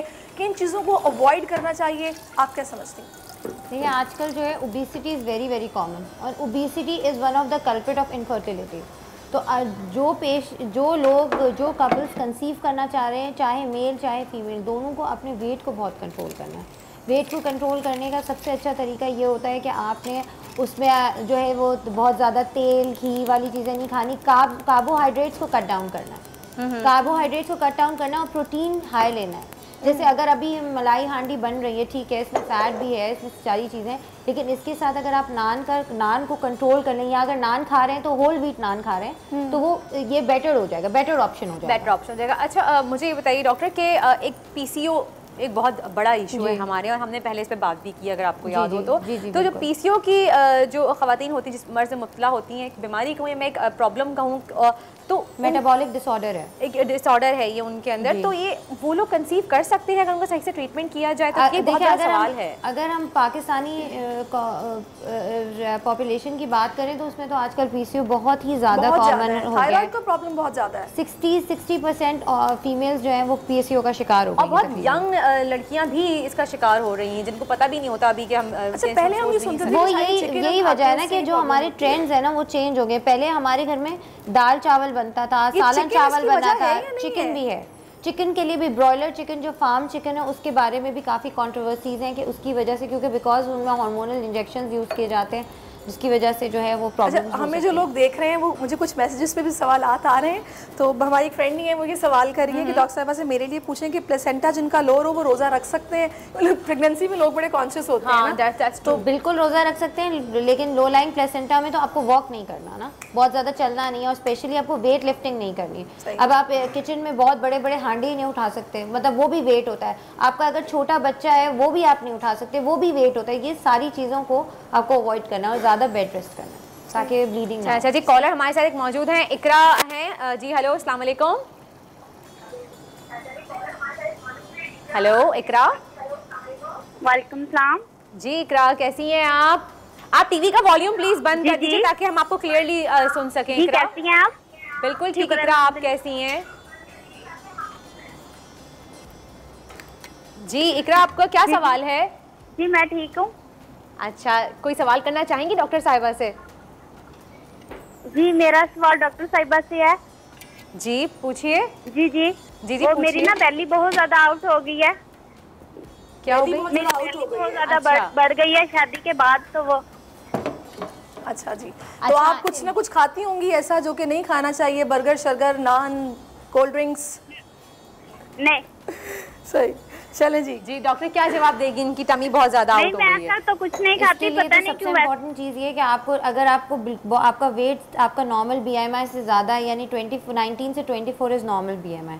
अगर उससे ज़्यादा बीएमआई हम निकालते हैं आपके वेट और हाइट से, तो अगर आपका बीएमआई 24 से ज़्यादा है तो फिर आपने जो है वो अभी तो फिलहाल जो स्टार्टिंग में आपने सबसे पहले जो है वो प्रोटीन्स वो कार्ब्स को कट डाउन करना है। कार्ब्स में रोटी चावल आलू जो बेसिक चीज़ें आती हैं, मीठा कोल्ड ड्रिंक तो सब समझते हैं, बट रोटी चावल आलू में भी एक तरह की शुगर होती है, वो भी आपको कट डाउन करना है। ये कहते हैं डॉक्टर कि चावल छोड़ने के लिए ना कहें, चावल नहीं छोड़े जाते। कुछ लोग बिरयानी छोड़ देते हैं, बॉइल्ड राइस फिर भी नहीं छोड़ते। हाँ, तो वो आपको कट डाउन करना होता है ना कार्ब्स, क्योंकि कार्ब्स वो भी एक तरह का शुगर है, मीठा नहीं है लेकिन शुगर है। अच्छा, वैसे ये इससे फ़र्क पड़ता है कि अगर आप जो चावल उनको बॉईल करने के बाद पानी तो गिरा देते हैं तो शायद वो कुछ उस तरीके से उनके कार्ब्स कम हो जाते हैं, होता है ऐसा?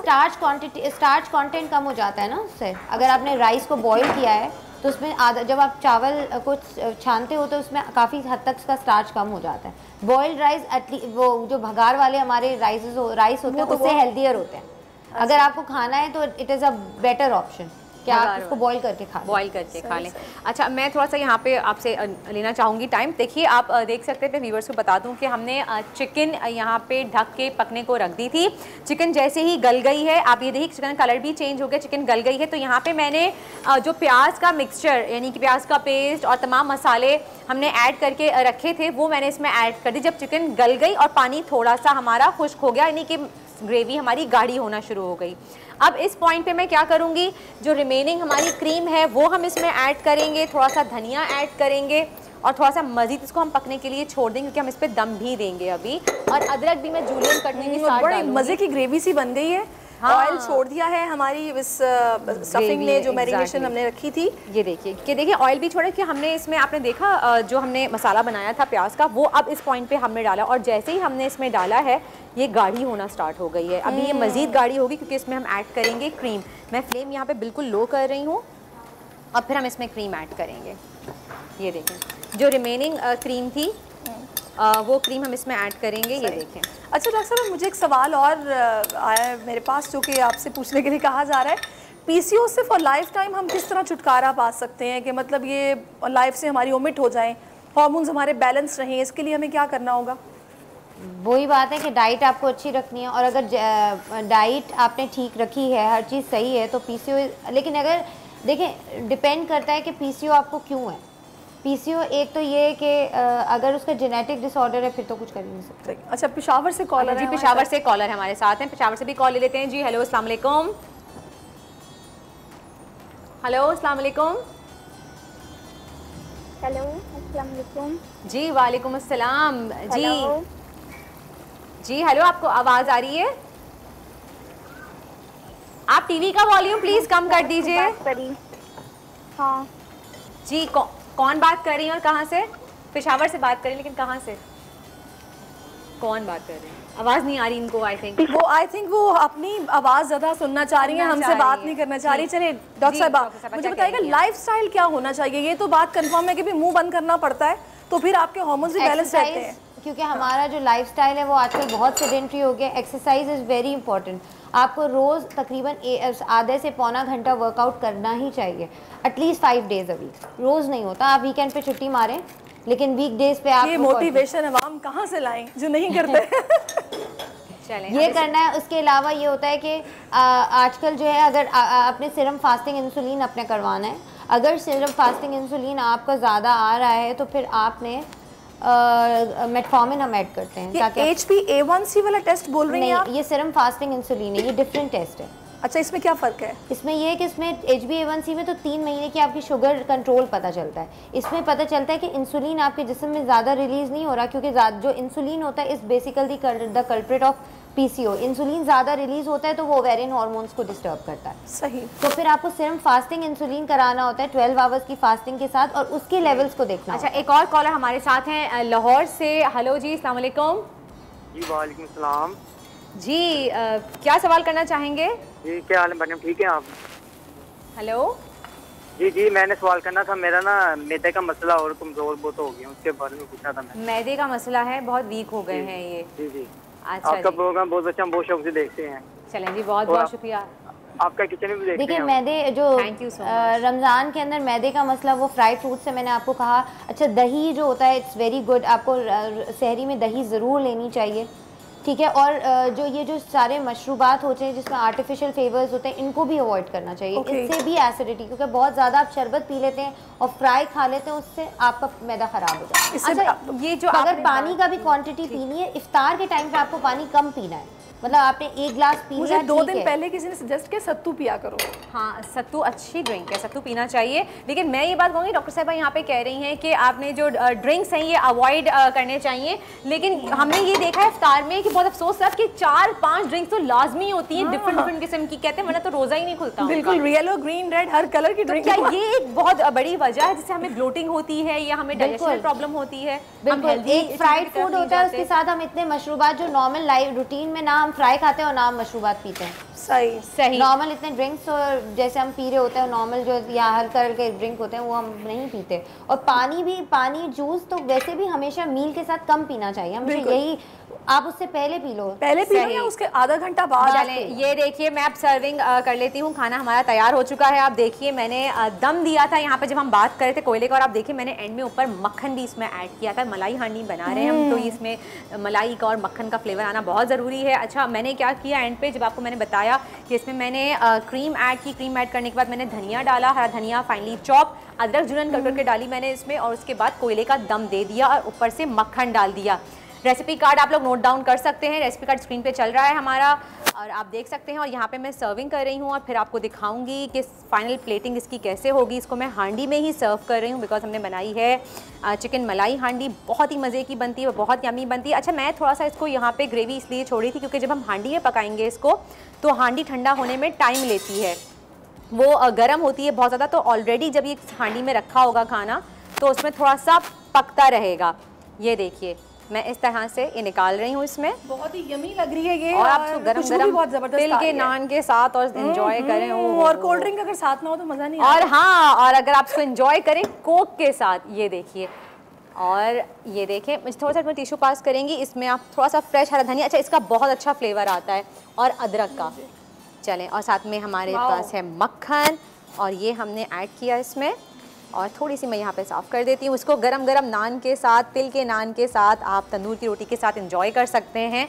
मज़ेदार सी हमारी मलाई हांडी तैयार है। और साथ ही आपको मैं बताऊं कि इसमें मैंने यूज़ किए थे तमाम मेहरान के स्ट्रेट स्पाइस, मैंने इसमें यूज़ किए थे। स्ट्रेट स्पाइसेस में मेहरान के आता है नमक, लाल मिर्च पाउडर, काली मिर्च पाउडर, सफ़ेद मिर्च पाउडर। सफ़ेद मिर्च क्रशर में भी मिलती है मेहरान के, अगर आपको ईजिली मार्केट में अवेलेबल नहीं है तो आप ऑनलाइन स्टोर से जाके ले सकते हैं, किसी भी ऑनलाइन स्टोर पर ईजिली ये अवेलेबल है।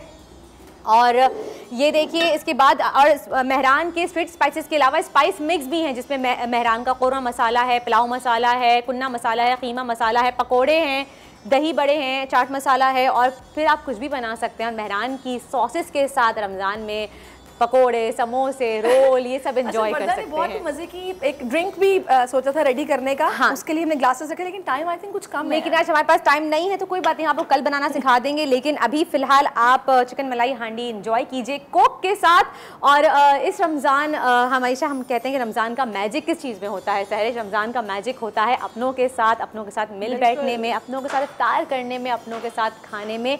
यही रमज़ान का मैजिक है। और कोका कोला भी यही हमें मैसेज देता है कि इस रमज़ान मैजिक कीजिए अपनों के साथ और कोक के साथ। तो ये थी हमारी आज की रेसिपी, और इसी के साथ ही thank you so much doctor, बहुत बहुत शुक्रिया, आपने हमें काफ़ी चीज़ें अच्छी सी बताई, हमें बताया कि हम कैसे अपना डाइट का ख्याल रख सकते हैं, न्यूट्रिएंट वैल्यूज़ भी बताई आपने हमें।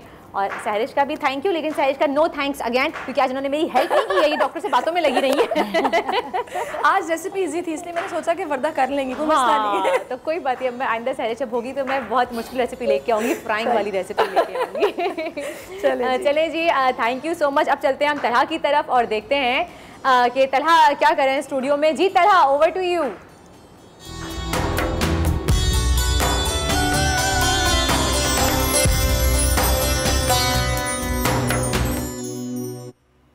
बहुत बहुत शुक्रिया वर्दा। और अब हम जाएंगे अपने सेगमेंट आलिम के बोल की तरफ। और आज बहुत बड़ा दिन है, बहुत खुशी का दिन है, जश्न का दिन है। 15 रमज़ान है, मौला हसन अलैहिस्सलाम का यौम विलादत है।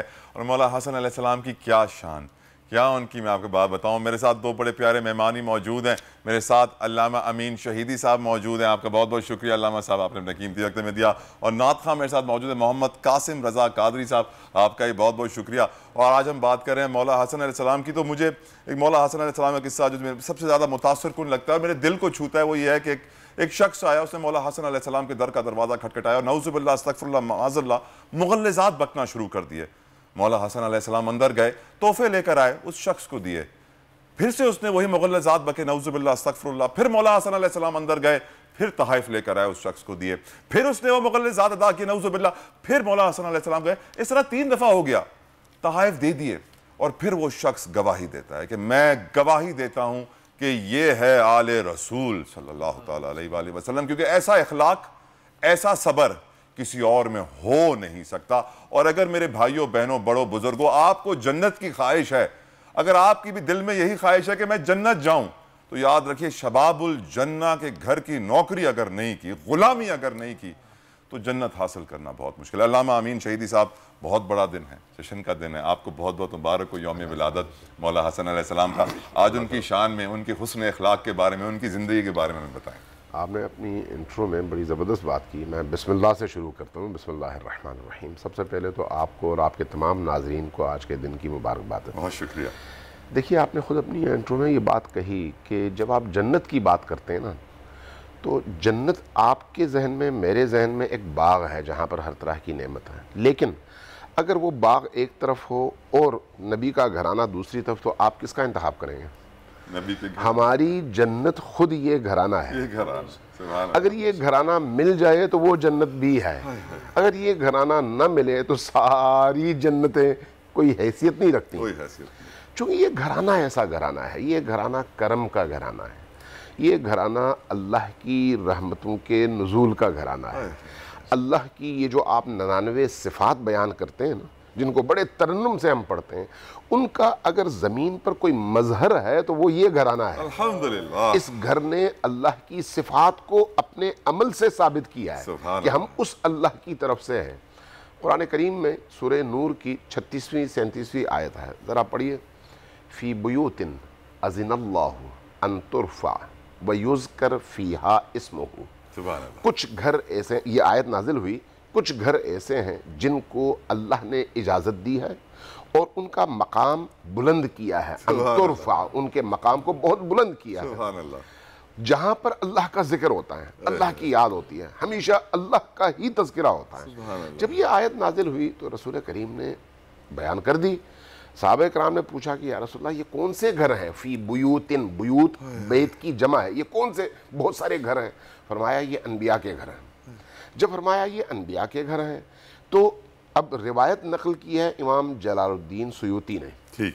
वो कहते हैं कि हज़रत अबू बकर खड़े हुए, हाथ का इशारा किया और पूछा कि क्या ये घर भी उन घरों में से है? साहबा ने देखा घर का इशारा था हज़रत फ़ातिमा और हज़रत अली के घर की तरफ, उंगली का इशारा उस तरफ था। अल्लाह अकबर। जब ये देखा, नबी करीम ने 2 जुमले कहे। पहले फरमाया हाँ वो ये घर भी उन घरों में है, अल्हम्दुलिल्लाह। और उसके बाद अगला जुमला इससे बहुत बड़ा जुमला था, फरमाया कि बल्कि ये घर उन तमाम घरों से अफजल है। सुभान अल्लाह। अब जरा ये इमाम जलालुद्दीन सुयूती ने रिवायत नकल की है सहाबा कराम से। इसका मतलब क्या है? कोई भी घर अपनी लकड़ी की वजह से, ईंट की वजह से, गारे की वजह से, ज़मीन की वजह से, छत की वजह से अफजल नहीं होता। घर की फजीलत का बाइस उस घर के मकीन होते हैं। घर घर वालों से है, दीवारों से बिल्कुल नहीं। दीवारों से नहीं है। अब जब आप कहते हैं, फरमाते हैं कि ये घर उन तमाम अनबिया के घरों से अफजल है, तो उसमें आप बता रहे हैं कि इस घर के मकीन कितने अफजल हैं। सुभान अल्लाह। जिस घर के मकीन इतने आला, अरफा, अफजल हों, वहाँ से आपको सिर्फ और सिर्फ नूर मिल सकता है, तारीकी नहीं। वहाँ से आपको सिर्फ हिदायत मिल सकती है, गुमराही नहीं। वहाँ से आपको सिर्फ अदल मिल सकता है, जुल्म नहीं।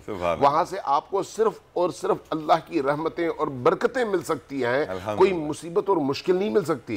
लेकिन ये भी हकीकत है कि इमाम हसन मुज्तबा उस घर की पहली खुशी है, अल्हम्दुलिल्लाह, उस घर की पहली खुशी। जब उस घर के हवाले से मुशरिकीन मक्का इस उम्मीद में बैठे हुए थे कि नबी करीम के जितने भी फर्जंद आए सारे चले गए, कोई बेटा बचा नहीं, तो अब नबी करीम की मौत का इंतज़ार करो उनके बकौल कि वो अगर दुनिया से गुजर जाए तो फिर सब कुछ ख़त्म हो गया, फिर इस्लाम की कोई बात होगी ही नहीं। इसलिए कि ये उनके बकौल, मुशरिकीन मक्का के बकौल, ये अबतर हैं। अबतर यानी दुम बुरीदा, जिसकी आगे नस्ल है ही नहीं। अल्लाह तबारक व तआला ने सूरतुल कौसर नाजिल करके फरमाया, इन्ना आतैना कल कौसर फसल्लि लिरब्बिका वनहर इन्न शअनिका हुवल अबतर। ये 3 जुमले हैं कुरान करीम में, लेकिन तीनों के मफाहिम पर ज़रा गौर करें। अल्लाह ने कहा कि नहीं या रसूलल्लाह, पहले तो यह है कि आपके दुश्मन अबतर हैं, आप नहीं। आपको हमने खैर कसीर अता किया है, और खैर कसीर कहाँ से आगाज़ होता है? इमाम हसन से। सुभान अल्लाह। क्योंकि औलाद रसूल के तौर पर आए ये मुबाहिला में अगर नबी के बेटे की हैसियत से कोई गया है तो वो या हसन मुजतबा है या हुसैन शहीद करबला। सुभान अल्लाह। इस एतबार से खैर कसीर का आगाज़ हज़रत इमाम हसन से होता है। और आज पूरी दुनिया में नस्ल कौसर, नस्ल नबी अगर जिंदा है तो वो इन 2 बच्चों और बेटों की वजह से जिंदा है।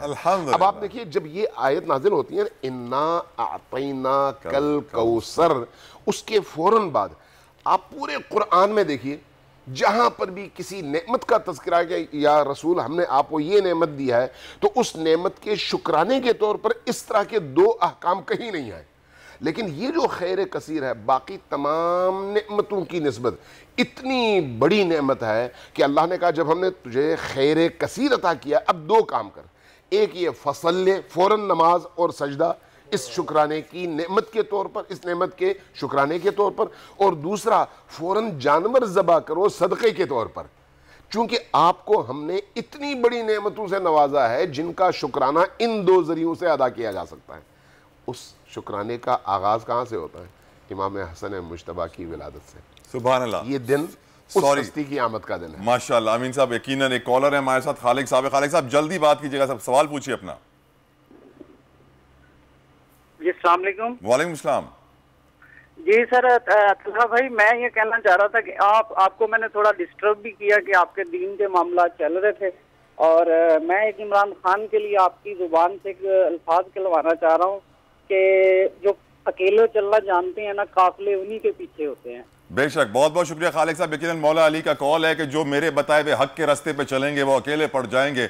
हक और सच बड़ा मुश्किल है, लेकिन मेरे आका नबी करीम मोहम्मद मुस्तफ़ा सल्लल्लाहु अलैहि वसल्लम ने यह भी फरमाया कि एक वक्त आएगा जब तुम आदम की सारी औलाद को एक तरफ जाते हुए देखोगे और मेरे अली को एक तरफ जाते हुए देखोगे। मैं वसीयत करता हूं कि मेरे अली के रास्ते पे चलना, मेरा अली किसी को कभी भी गुमराह नहीं करेगा। और आज चूंकि मौला हसन अलैहिस्सलाम की बात हो रही है तो सल्लल्लाहु अलैहि वसल्लम ने यह भी फरमाया अमीन साहब कि हर नबी की औलाद उसकी पीठ में होती है, मेरी औलाद अली की पीठ में है। हसन हुसैन वो थे कि जो सजदे में थे आका और उनकी कमर पे आ जाए तो सजदा तवील हो जाए। हसन हुसैन वो थे कि जिनका झूला झुलाने जिब्रील आता था, जिस घर की चक्की चलाने के लिए फरिश्ते आते थे, जिनको प्यास लगती थी तो आका अपनी जुबान उनके मुंह में डालते थे। आज हसन की यौम विलादत है और यकीनन उनकी कुर्बानियां हमें हमेशा याद रहती हैं। और अमीन शहीदी साहब, बड़ी कुर्बानियां इस घर की। मैं चाहूंगा कि आप इस घर के हुस्न के बारे में, इनके अखलाक के बारे में, जिंदगी कैसे गुजारते थे, खाते क्या थे, किस तरह इंसान की खिदमत करते थे, ये भी हमें बताएं। देखिए, ये वो घर है जो बाकी 1,23,999 अनबिया के अंदर जितने भी कमालात थे, अल्लाह अकबर, जितनी भी फजीलतें थी, उन तमाम फजीलतों को अगर आप जमा करते हैं तो इस घर के एक कमरे में भर जाता है। अल्लाह अकबर। बाकी कमरों में इनकी अपनी फजीलतें हैं। सुभान अल्लाह, सुभान अल्लाह। यानी इसका मतलब यह है कि वो तमाम फजीलतें भी इस घर में हैं और उन फजीलतों के अलावा भी बहुत सारी फजीलतें हैं जो इस घर के अंदर हैं। अल्लाह तबारक व तआला ने इस घर को पूरे आलम में तमाम मखलूक़ात के दरमियान मुंतखब किया है। इस घर की फजीलत बाकी घरों से काबिल मुआजना नहीं है, काबिल मुकायसा नहीं है। इमाम अहमद इब्न हम्बल के हवाले से उन्होंने फ़ज़ाइल सहाबा में ये बात लिखी है। कहते हैं कि मैं अपने वालिद से मिला और उनसे अर्ज़ किया कि या रसूलल्लाह, ए मेरे वालिद, आप मुझे बताइए कि अल्लाह के रसूल के जो असहाब हैं उनमें दर्जाबंदी के एतबार से फजीलतों की तरतीब क्या बनती है। तो आपने कहा फ़ज़ाइल सहाबा में कि उन्होंने पहले हज़रत अबू बकर का नाम लिया, फिर हज़रत उमर का नाम लिया, लेते लेते लेते 16 सहाबा के नाम लिए। कहते हैं मैंने पूछा कि आपने इस दरमियान में ना अली का नाम लिया, ना हसन का नाम लिया, ना हुसैन का नाम लिया, सहाबा का नाम लिया। कहा कि बेटा तुमने पूछा क्या था? अल्लाह अकबर। मैंने सहाबा का पूछा था। कहा ये अहलुल बैत हैं, अहलुल बैत है। और उसके बाद एक जुमला कहा जो तारीखी जुमला है, फरमाया अहलुल बैत वो हैं जो ला युकासु बिहिम अहद, इस पूरी कायनात में उनका किसी के साथ कोई मुकाबला बनता ही नहीं है। अल्हम्दुलिल्लाह। ये अहले सुन्नत नजरिया में बयान कर रहा हूँ, और शिया नजरिया भी यही है, यानी दूसरे लफ्जों में इस्लाम का नजरिया यही है, इस्लाम का नजरिया। तो इस एतबार से जब आप इस घराने की अजमतों को देखेंगे तो तमाम जितने भी फजाइल हैं उनका मंबा और उनका चश्मा ये घर है। अल्हम्दुलिल्लाह, पूरा घराना नूर का है, पूरा घराना। मैं दरख्वास्त करूंगा मोहम्मद कासिम रजा कादरी साहब हमारे साथ मौजूद हैं और वो भी अपना नजराना अकीदत पेश करें। बिस्मिल्लाह।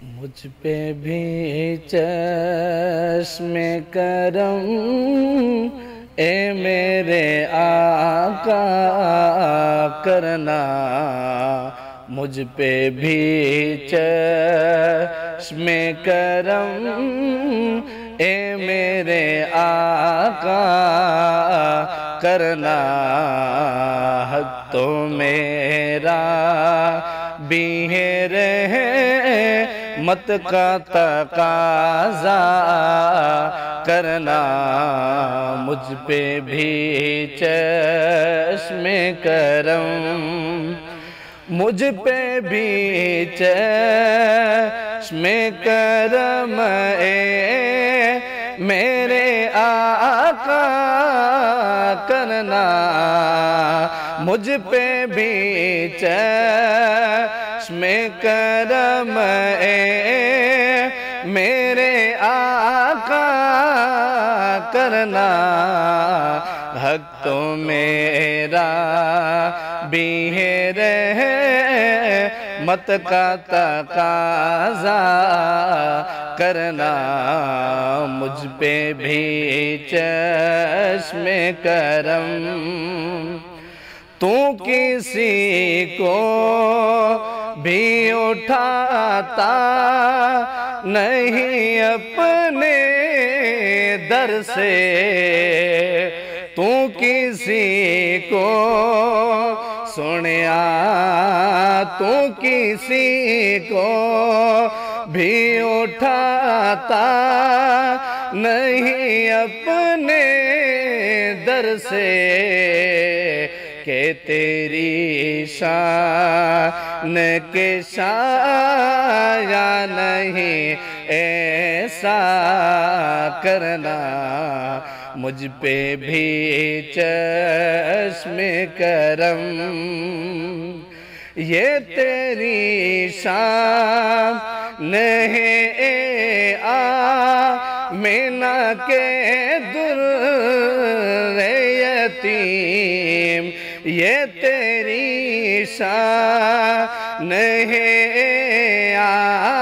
आमिना के दुर्रे यतीम, सारी उम्मत की शफाअत करके तन्हा करना, मुझ पे भी चश्मे करम,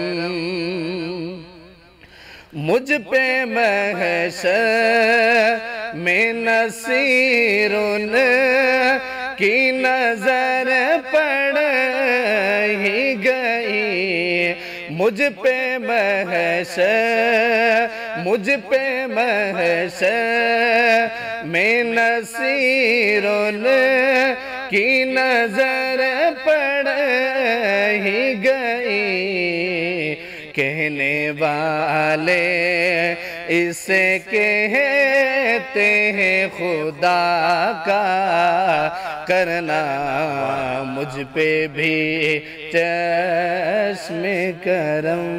बहुत बहुत शुक्रिया मोहम्मद कासिम रजा कादरी साहब। आका नबी करीम मोहम्मद मुस्तफ़ा वजह तख्लीक़ कायनात रहमतुल लिल आलमीन मोहम्मद मुस्तफ़ा सल्लल्लाहु तआला अलैहि वसल्लम आपका ये नजराना अकीदत कबूल करें। अमीन शाहिदी साहब, आपका बहुत बहुत शुक्रिया। हम बड़े शुक्रगुजार हैं कि आप जैसे उलमा की रहनुमाई में हम लोग दीन को समझ रहे हैं और अपनी रहनुमाई हासिल करते अपना रास्ता आगे बढ़ा रहे हैं। और अब हम बढ़ेंगे क्योंकि इफ्तारी का वक्त करीब आता जा रहा है। लोग इस वक्त इफ्तारी की तैयारियां कर रही हैं। हमारे नुमाइंदे जाबर वक्कास इस वक्त लाहौर में किसी बड़े अच्छे से स्टॉल पर, और वहाँ पे सुना है कि पकोड़े समोसे बड़े मज़ेदार बनते हैं। जाबर बताइए। बाज़ारों में अफ्तारी के वक्त अपनी जो रौनकें हैं वो अरूज पर ही उसी तरह ही दिखाई दे रही हैं। आज भी हम इस तरह बाज़ार में मौजूद और आपको पीछे दिखा सकते हैं कि एक स्टॉल है जहां पर फ्रूट चाट जो दही बल्ले हैं वो फ़रोख्त किए जा रहे हैं, जहां पर यहाँ पर मौजूद जो ऑर्डर आता है उसको वही तौर पर पैक भी किया जाता है और इसके साथ साथ जो है वो मुख्तलिफ जगह पर यहाँ पर जो है वो पैकेट्स भी बना के रखे जा रहे हैं। यहाँ की जो फ्रूट चाट है वो बड़ी मशहूर है क्योंकि ताज़ा ये सारा सामान लगाते हैं, दही और रायता और इसके साथ इमली की जो चटनी है वो लगाते हैं। इसके साथ जो है वो दही बड़े और इसके अलावा गोलगप्पे भी यहाँ दस्तयाब हैं, जबकि जलेबी मीठे में दस्तयाब है और इसके साथ साथ समोसे पकौड़े भी यहाँ पर दस्तयाब है। और इस वक्त चूँकि अफ्तार का वक्त करीब आ चुका है तो हर एक को दौड़ है, हर एक को एक बागम बाग में चाहता है हर कोई कि उसको जो है वो अफ्तारी जल्द अज जल्द मिले ताकि वो अपने घर या जहाँ पर भी उसने जाकर अफ्तारी करनी है वहाँ पर जल्दी पहुँचे और अपने दस्तरखान को सजा कर दुआ मांगकर फिर उसके बाद हर कोई अपने दस्तर खा रहा है और हर कोई चाहता है कि जल्दी जल्दी तैयारी की जाए इफ्तारी की। यकीनन इफ्तारी की तैयारी करनी चाहिए, बहुत अच्छी बात है। लेकिन अब हम बढ़ते हैं आगे प्रोग्राम में अपने, और अब शामिल करेंगे मेरा फेवरेट सेगमेंट जिसे हम कहते हैं तारीख़ इस्लाम में बोल। और तारीख़ इस्लाम पर नज़र डाली जाए तो नबी करीम आका दो जहाँ रहमतुल लिल आलमीन वजह तख्लीक़ कायनात सल्लल्लाहु तआला अलैहि वसल्लम ने 1000 से ऊपर हमें हदीसें दी हैं जिसमें वाज़ेह पैगाम दिया गया है कि मेरे अहले बैत, मेरे अहले बैत, मेरे अहले बैत। मैं इसलिए आज आपको बता रहा हूँ क्योंकि आज यौम विलादत है मौला हसन अल मुश्तबा अलैहिस्सलाम का, तो अहले बैत की अहमियत समझना बहुत ज़रूरी है। आका ने वाज़ेह कर दिया कि इनसे मेरा लिहाज करना, इनसे आगे ना बढ़ना, इनसे मेरी मुरव्वत करना, ऐसा ना हो कि मेरे बाद तुम इन पर जुल्म करो, और मेरे अहले बैत का बड़ा ख्याल रखना। यहाँ तक कहा आका दो जहाँ रहमतुल लिल आलमीन ने, हुसैन मिन्नी अना मिनल हुसैन। सुभान अल्लाह, सुभान अल्लाह। आका ने फरमाया हुसैन मुझसे है और मैं हुसैन से हूँ। अब साइंस ये तो समझ जाती है कि हुसैन अलैहिस्सलाम आका सल्लल्लाहु अलैहि वसल्लम की औलाद हैं, वो उनके नाना हैं, लेकिन आका नबी करीम मोहम्मद मुस्तफ़ा रहमतुल लिल आलमीन सल्लल्लाहु ताला अलैहि वसल्लम हुसैन से कैसे हैं? कोई समझ नहीं पाया, ये कोई साइंस समझ नहीं पाई, ये कोई इंसान समझ नहीं पाया। बस इसको समझने के लिए एक मिसाल आपको देता हूँ। हज़रत सलमान फ़ारसी रज़ी अल्लाह ताला अन्हो जब अपनी दाढ़ी से नबी करीम सल्लल्लाहु ताला अलैहि वसल्लम घर के बाहर झाड़ू दे रहे थे तो आका आए और उन्होंने कहा सलमान आज से तुम अहले बैत का हिस्सा हो। अगर मेरे भाइयों बहनों आप भी अपने दिल में यही जज्बा पैदा कर लें कि आप भी सोचें कि हम भी नौकर हैं इस घर का और हम झाड़ू देंगे, इस घर पे सफाई करेंगे, बर्तन साफ करेंगे, चक्की चलाएंगे, मैं आपको ये यकीन से कहता हूँ दुनिया और आखिरत दोनों सवर जाएगी। इस घर की नौकरी हमारे दीन के ऐन मुताबिक और दीन का ऐन जुज़्व है। पंजतन पाक से जिसने प्यार नहीं किया उसने यकीनन अपने दीन का बहुत अहम तरीन जुज़ अदा नहीं किया। तो इस दुआ के साथ कि अल्लाह ताला हम सबको नबी करीम आका दो जहाँ रहमतुल लिल आलमीन के घर का गुलाम बनाए, पंजतन पाक का गुलाम बनाए। मुझे इजाज़त दीजिए, कल फिर आपसे मुलाकात होगी। अपना बहुत ख्याल रखिएगा। अल्लाह हाफ़िज़।